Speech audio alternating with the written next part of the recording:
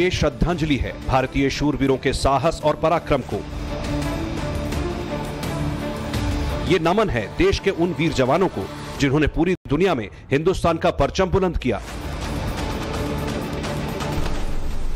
ये सम्मान है भारतीय सेना की शौर्य गाथा और गौरवशाली इतिहास को।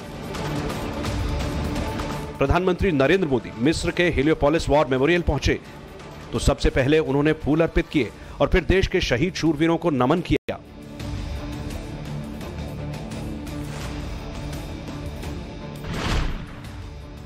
हेलियोपोलिस वॉर मेमोरियल उन 3,799 भारतीय सैनिकों की याद में बनाया गया है जो फर्स्ट वर्ल्ड वॉर में मिस्र और फिलिस्तीन में लड़ते हुए शहीद हुए थे। भारतीय वीरों की शहादत को वॉर मेमोरियल में दर्ज किया गया है। लिखा है, भारतीय सेना के सम्मान में तथा मिस्र और फिलिस्तीन में शहीद हुए 3,799 सैनिकों की अमर स्मृति में, जिनको युद्ध की परिस्थितियों के कारण ज्ञात और सम्मान युक्त कब्र भी न मिल सकी। प्रधानमंत्री नरेंद्र मोदी देश में हो या विदेश में, वो भारतीय सैनिकों और उनकी वीरता को सलाम करना नहीं भूलते। ऐसे में जब पीएम मोदी 2 दिन के मिस्र दौरे पर पहुंचे, तब भी उनके बिजी शेड्यूल में हेलियोपोलिस पहुंचना प्रायोरिटी लिस्ट में था।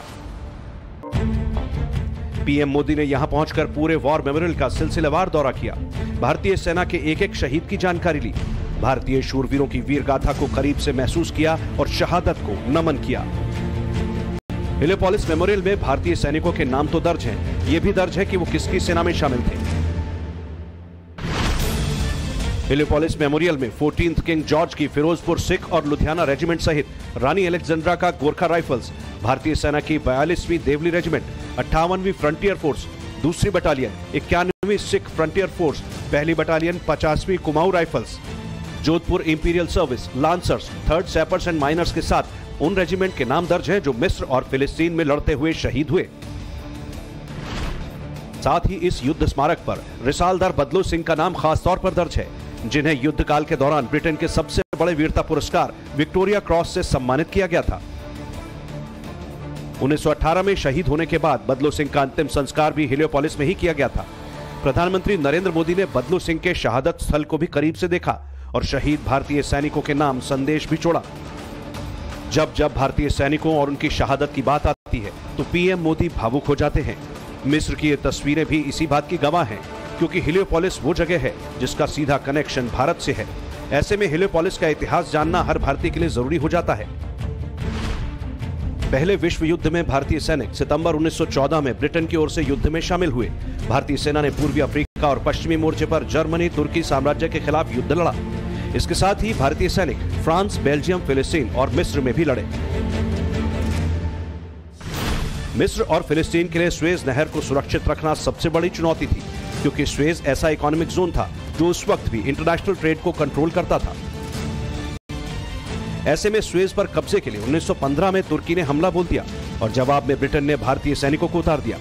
स्वेज नहर को दुश्मन से बचा लिया गया और इतिहास गवाह है कि विश्व युद्ध खत्म होने तक स्वेज को भारतीय सैनिकों ने अपनी शहादत देकर खोने नहीं दिया।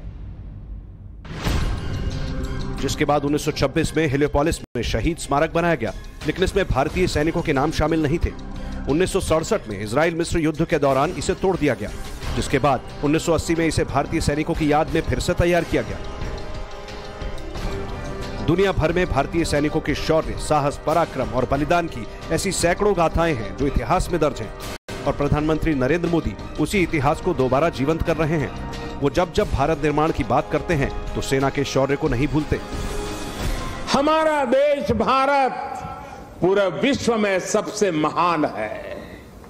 ज्ञान में, अध्यात्म में, गरिमा में, अन्नदान में, संगीत में, शाश्वत कविताओं में हमारा देश भारत पूरे विश्व में सबसे महान है। वीरता में, सेनाओं के शौर्य में, करुणा में, दूसरों की सेवा में, जीवन के सत्य को खोजने में, वैज्ञानिक अनुसंधान में हमारा देश भारत पूरे विश्व में सबसे महान है।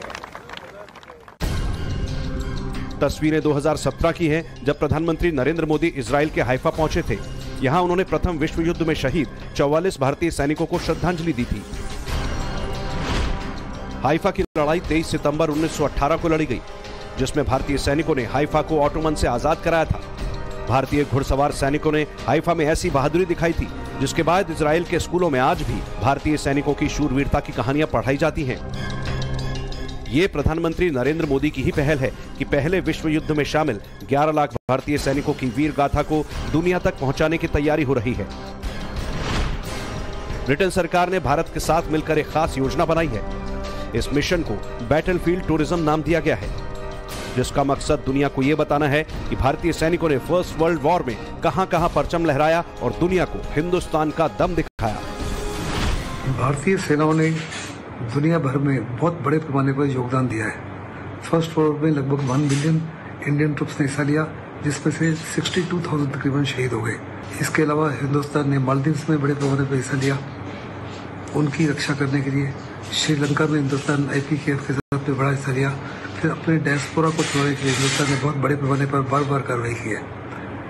बड़ा लाजमी था कि हिंदुस्तान के प्रधानमंत्री उन शहीदों को नमन करें जिन्होंने अपनी जान की सेक्रीफाइस किया है देश की इज्जत, देश की एकता, देश की अखंडता और आबरू के लिए। भारत का इतिहास शूरवीरों की गाथाओं से भरा पड़ा है। फिर चाहे पृथ्वीराज चौहान, राजा पोरत, राणा सांगा, महाराणा प्रताप या शिवाजी के नेतृत्व में लड़े युद्ध हों या ब्रिटिश सेना के झंडे तले लड़ा पहला और दूसरा वर्ल्ड वॉर, भारतीय सैनिकों ने हर कदम पर दम दिखाया। ऐसे में भारतीय इतिहास की गौरवशाली धरोहर को पीएम मोदी हर कदम पर सहेज रहे हैं। बात सिर्फ हाइफा या हेलियोपोलिस की नहीं है। प्रधानमंत्री नरेंद्र मोदी को जब जब मौका मिला, उन्होंने हमेशा भारतीय वीर शहीदों का सम्मान किया। 25 फरवरी 2019 को प्रधानमंत्री मोदी ने देश को पहले वॉर मेमोरियल का तोहफा दिया। देश में यह वॉर मेमोरियल आजादी के बाद के हुए युद्धों में शहीद होने वाले 22,600 से ज्यादा सैनिकों के सम्मान में बनाया गया। दुनिया के शानदार स्मारकों में शुमार इस वॉर मेमोरियल को पीएम मोदी ने बहादुर सैनिकों को सही श्रद्धांजलि करार दिया था। आप सभी भूतपूर्व नहीं, अभूतपूर्व है, क्योंकि आज जैसे लाखों सैनिकों के शौर्य और समर्पण के कारण आज हमारी सेना दुनिया की सबसे ताकतवर सेनाओं में से एक है। दुनिया के सबसे बड़े लोकतंत्र में आपने अपने शौर्य और समर्पण से जो परंपरा स्थापित की है, वह परंपरा अतुलनीय है। देश पर संकट चाहे दुश्मनों के कारण आया हो या फिर प्रकृति के कारण आया हो, हमारे सैनिक ने हमेशा पहला वार अपने ऊपर लिया है।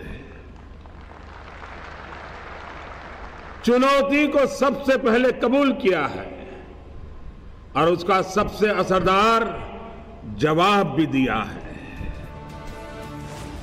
ये प्रधानमंत्री के दिल में सैनिकों का सम्मान है, जो उन्होंने पराक्रम दिवस पर ऐसी घोषणा की जिससे वीर सैनिकों का सीना चौड़ा हो गया। प्रधानमंत्री मोदी ने अंडमान और निकोबार के 21 सबसे बड़े द्वीपों का नामकरण करते हुए उन्हें 21 परमवीर चक्र से सम्मानित 21 परमवीरों के नाम पर रखा। पहले इन द्वीपों का कोई नाम नहीं था, लेकिन अब ये द्वीप देश के असली नायकों के नाम से जाने जाएंगे। प्रधानमंत्री मोदी न सिर्फ भारतीय सेना की शौर्य गाथा दुनिया के सामने ला रहे हैं, बल्कि हर स्तर पर इंडियन आर्म्ड फोर्सेस को मजबूत भी कर रहे हैं।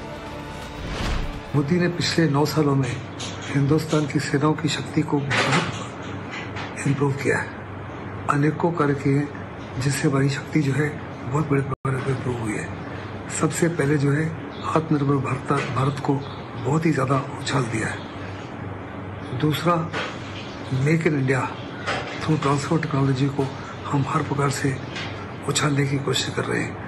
तकरीबन 3,000 आइटम्स जो है डिफेंस की, उनके इंपोर्ट को बैन कर दिया और विद इन द कंट्री बना रहे हैं। साथ ही साथ हिंदुस्तान की फोर्सेस को, खास करके एयरफोर्स को, नेवी को, आर्मी को बड़े पैमाने पर फोर्स मल्टीप्लायर्स से युक्त किया है। वक्त चाहे युद्ध का हो, आतंकवाद से लड़ने का या फिर शांति का ही माहौल हो, पीएम मोदी न तो सेना का साथ छोड़ते हैं और न ही सेना के जवानों को मोटिवेट करना। पीएम मोदी का व्यवहार सेना के जवानों के साथ हमेशा ऐसा होता है जैसे वो उनके परिवार का हिस्सा है। तस्वीरें पिछले साल दीपावली की हैं, जब पीएम नरेंद्र मोदी इस खास मौके पर करगिल पहुंचे। यहां उन्होंने भारतीय सेना के जवानों के साथ दिवाली मनाई और बेहद खुश नजर आए। सेना के जवान भी पीएम मोदी के साथ सेल्फी लेना नहीं भूले। मेरी दीपावली का प्रकाश आपके बीच है।